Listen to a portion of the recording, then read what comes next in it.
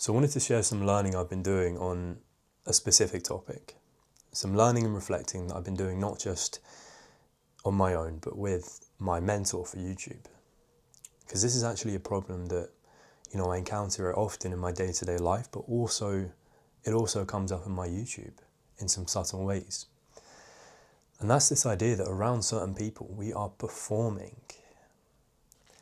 We're adapting our behavior, our personality, presenting in a completely different way that isn't truly aligned with who we are.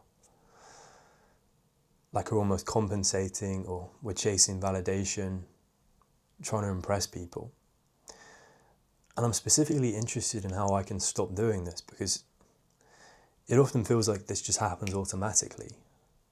Like when I'm out there having new social experiences, I encounter people, usually a certain type of individual, who I immediately just pedestalize. I put them up here. Like imagine I'm here and they're up here.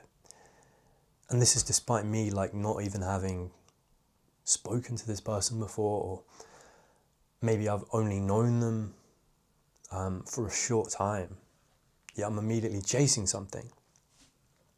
And the interesting thing is, oftentimes it is their approval, but simultaneously, I'm in fear of them.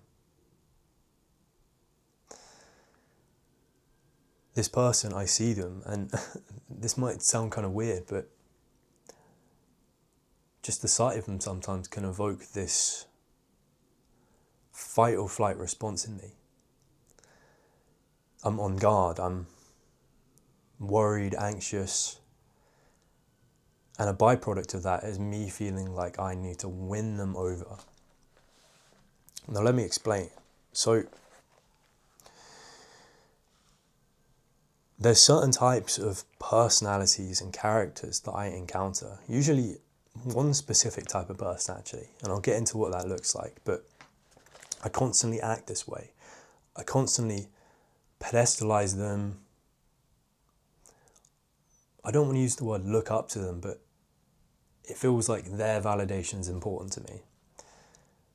And I couldn't totally understand why at first, because on the surface, this person, they might not have any high value traits. They might not be anyone important in particular, like a famous person or someone like that. But my mind just defaults to this needy, chasing validation kind of state. And this is what causes me to perform, to start adapting my behavior. And the type of person this is, it's always someone who is quite dominant in social situations.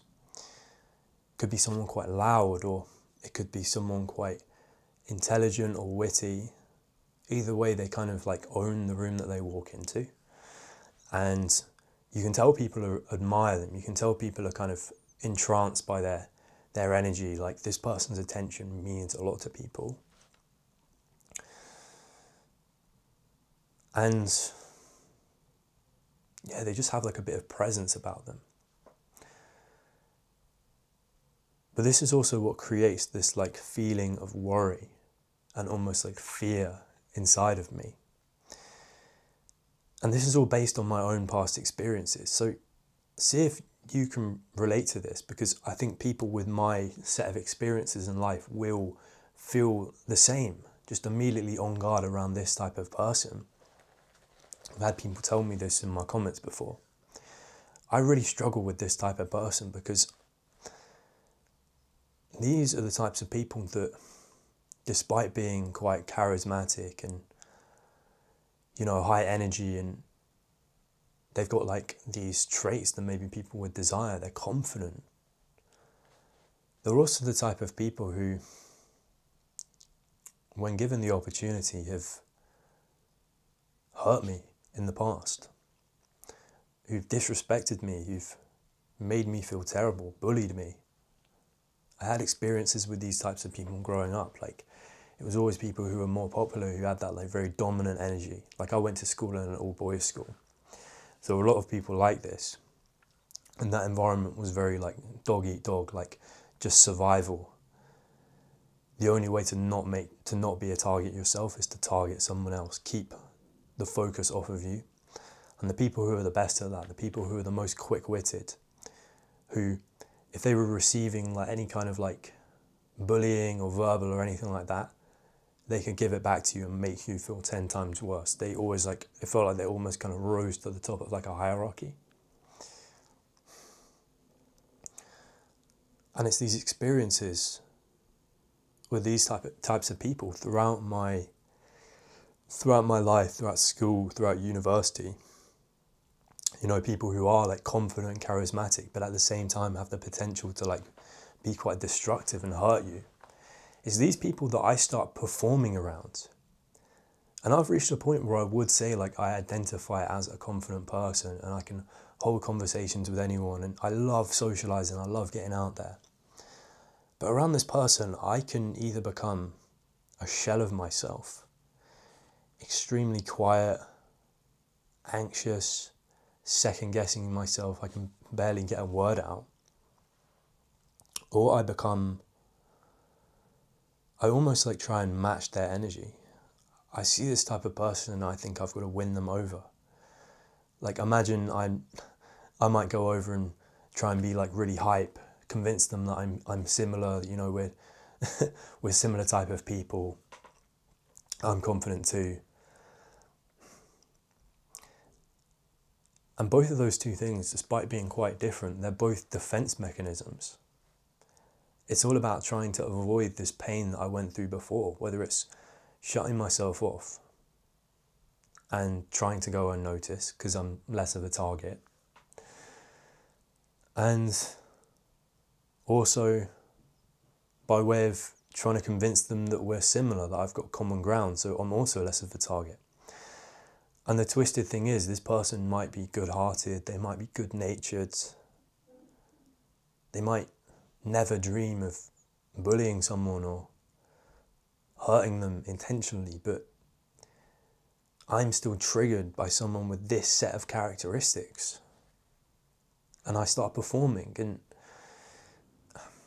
I guess having this awareness has almost made me like, I'm a bit less harsh on myself because, you know, this is something I learned to survive in school. These are behaviors that helped me survive, helped me experience like less pain. It all comes from having gone through that pain. And I might present almost like a little bit extroverted to other people, but I'm deeply introverted and I do struggle with this type of individual. And another interesting thing that I talked about in my last video is how I've kind of, in some ways over the years, I've almost assumed the traits of these people. Like I want people to think that about me.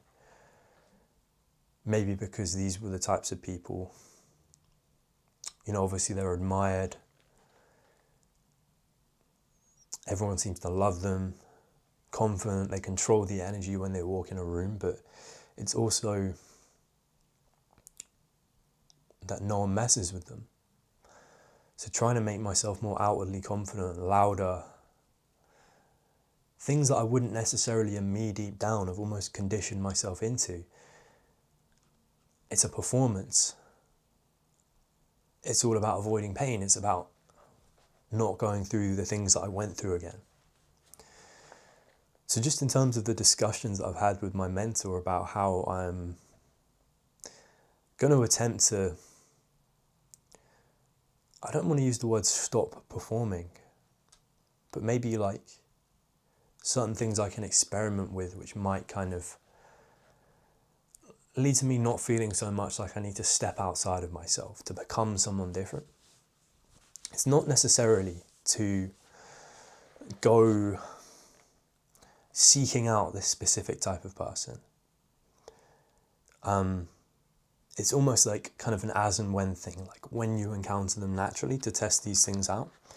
But it comes down to like what my mentor called testing predictions. Because when we adapt our behavior, when we meet someone like this, it's almost based on a prediction. It's like, if I don't do this, are they going to hurt me? Are they going to banter me? Are they going to make me feel bad?